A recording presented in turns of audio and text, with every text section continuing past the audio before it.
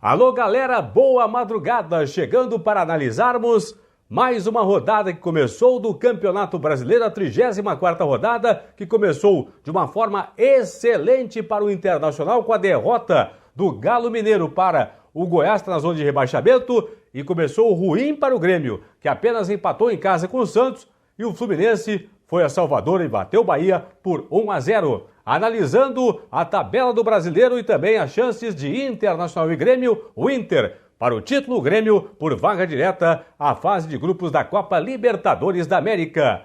Dê um joinha pro Paulinho, faça sua inscrição no meu canal e, claro, não esqueça de ativar as notificações do Plantão do Paulinho para receber as novidades do meu canal. Roda a vinheta.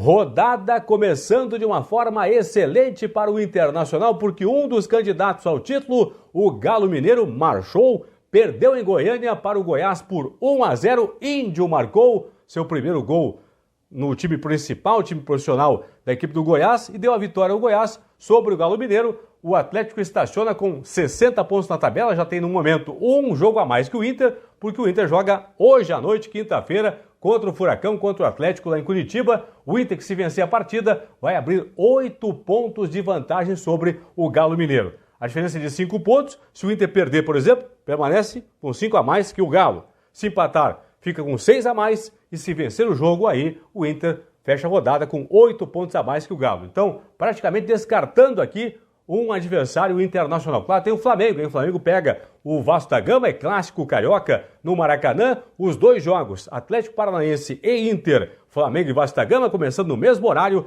nesta quinta-feira, hoje à noite, a partir das 9 horas, lá no Rio de Janeiro, o jogo do Flamengo com o Vasco, clássico carioca, e o Inter contra o Atlético, contra o Furacão, lá em Curitiba.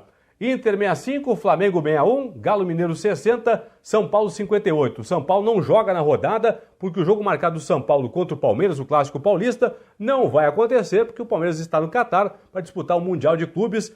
Esse jogo vai acontecer somente na outra semana aqui, 2 semanas acontecendo aí, São Paulo e Palmeiras, jogo atrasado. Portanto, de adversário do Inter para jogar na rodada agora somente o Flamengo nesta quinta-feira no clássico contra a equipe do Vasco da Gama.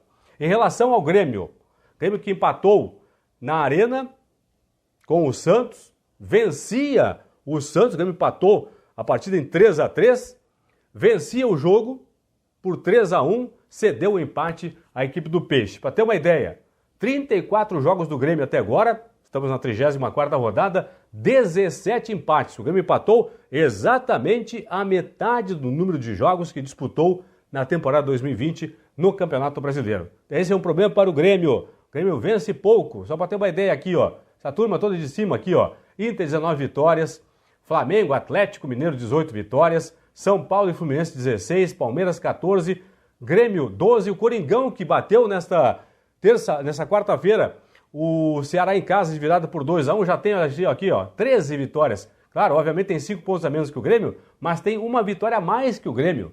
O Grêmio empata demais. E esses empates estão tirando o Grêmio da condição de classificação de vaga direta para a Copa Libertadores da América. Sempre é bom lembrar, se o Grêmio conquistar a Copa do Brasil, obviamente, como campeão da Copa do Brasil, garante vaga na fase de grupos da Libertadores da América. Só que se o Grêmio perder para o Palmeiras a Copa do Brasil, aí é o seguinte, vai abrir uma vaga direta no Brasileiro, porque aí o Palmeiras vai ter conquistado a Libertadores e também a Copa do Brasil, abre vaga direta no Brasileiro, e essa vaga direta, por enquanto, estaria ficando com o Fluminense. Olha só, por enquanto era para a Libertadores, mas estaria ficando com o Fluminense, a vaga direta, com 56 pontos. Como o Grêmio tem apenas 12 vitórias contra 16 do Fluminense, as duas equipes agora, Grêmio e Fluminense, têm mais 4 partidas para fazer até o final da competição. Para ter uma ideia, a dificuldade do Grêmio a partir de agora, hein? Se perder a Copa do Brasil, Palmeiras.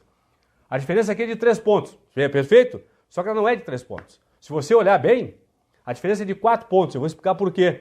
Porque se o Grêmio empatar com o Fluminense no número de pontos, digamos, o Fluminense perde e o Grêmio ganha. 56-56, olha lá, ó. 16 vitórias contra 12. Então o Grêmio tem que fazer sempre, tem que passar o Fluminense.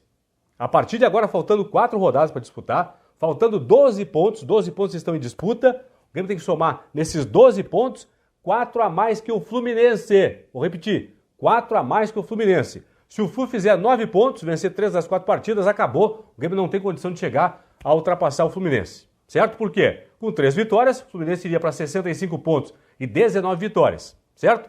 O Grêmio vencendo seus 4 jogos, chegaria também a 65 pontos, mas com 16 vitórias. Olha o tamanho. Alô, Renato, olha o tamanho do problema por esse número de empates aqui, ó.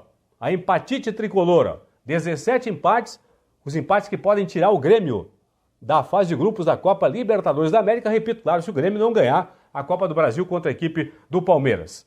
Briga da Libertadores, que já tem mais aqui um candidato, Corinthians com 48 pontos. Aliás, pessoal, já até falar uma questão para vocês aqui. Estou vendo aqui noticiários das rádios do país inteiro, das televisões, canais abertos e fechados do país inteiro. Talvez o brasileiro tenha G8. Não é talvez. O Campeonato Brasileiro vai ter G8 com toda certeza.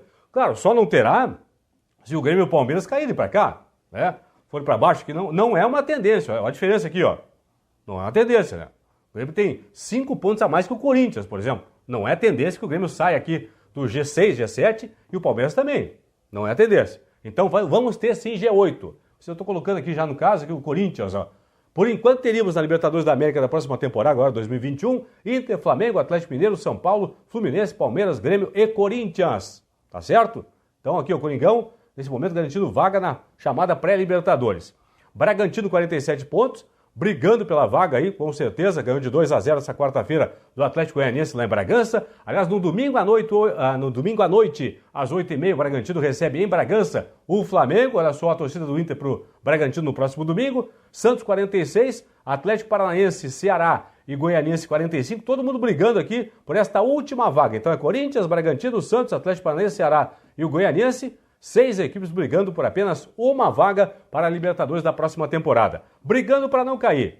Para ter uma ideia, vou botar do Vasco para baixo aqui, ó. Vasco da Gama 37, Bahia 36, Sport Fortaleza 35, Goiás 32, Curitiba 23, Curitiba 28 e o Botafogo 24. Tem um reflexo na luz aqui. Curitiba 28.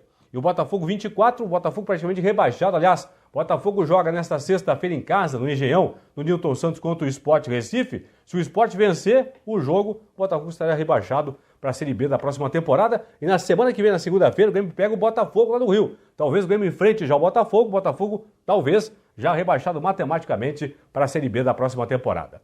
Deixa eu mudar a tela aqui para mostrar para você, e para vocês, na verdade, um levantamento que eu fiz do Brasileirão, um pouco os números do Campeonato Brasileiro, quem mais liderou, quem mais foi vice-líder, quem mais esteve durante as 34 rodadas até agora na zona de classificação para Libertadores e quem mais também esteve na zona de rebaixamento. Vou trocar a tela para mostrar isso para você que acompanha no meu canal aqui, o Plantão do Paulinho. Vamos lá. Começando pelo líder, pelo Internacional, eu estou colocando o seguinte, 14 rodadas na liderança, por quê? Porque o Inter tem 4 pontos de vantagem sobre o Flamengo. Mesmo que o Inter perca em Curitiba para o Furacão, para o Atlético, e o Flamengo vença o Vasco no Clássico Carioca, não vai alcançar o Inter, então o Inter vai fechar a rodada 34ª com 14 rodadas como líder da competição. Depois tem o Galo. O Galo foi líder em 9 rodadas, portanto o Inter tem 5 rodadas a mais na liderança do que o Galo Mineiro, que é o vice-líder neste aspecto aqui, nesse quesito. Vice-liderança. O Inter foi quem mais ficou na segunda posição no Brasileiro. 11 rodadas terminou em segundo lugar. E o Flamengo agora, como o Galo perdeu para o Goiás em Goiânia, o Flamengo vai fechar a rodada, mesmo perdendo o clássico para o Vasco da Gama, na segunda posição, portanto, 9 rodadas o Flamengo como segundo colocado. Para ter uma ideia aqui, pessoal, olha só, estamos fechando, né? Fecharemos na sexta-feira agora esta 34ª rodada, jogos na quinta-feira e também na sexta. O Internacional, em 34 rodadas, foi, somando aqui, liderança e vice-liderança, em 25, 14 mais 11, em 25 das 34 rodadas, o Inter esteve pelo menos na segunda posição. Foi líder ou vice-líder em 25 das 34 rodadas até agora no Brasileiro. Zona de classificação para Libertadores da América. Até essa rodada atual era G6. Até virou G7 agora, mas tudo bem. Era G6. O Inter e o Galo são os dois únicos times que ficaram no G6, na zona de classificação para Libertadores da próxima temporada, temporada 2021, exatamente nas 34 rodadas. Em todas as rodadas, o Galo e o Inter estiveram na zona de classificação para Libertadores. Depois veio o São Paulo com 29 rodadas no G6. Eu estou colocando o Grêmio aqui, ó, 13 rodadas. O Grêmio tinha 12 rodadas no G6, Como agora virou G7, vai virar G8 na verdade, então 13 rodadas o Grêmio esteve presente aqui na zona de classificação para a Copa Libertadores da América. Zona de rebaixamento, pessoal. 34ª rodada, estamos agora.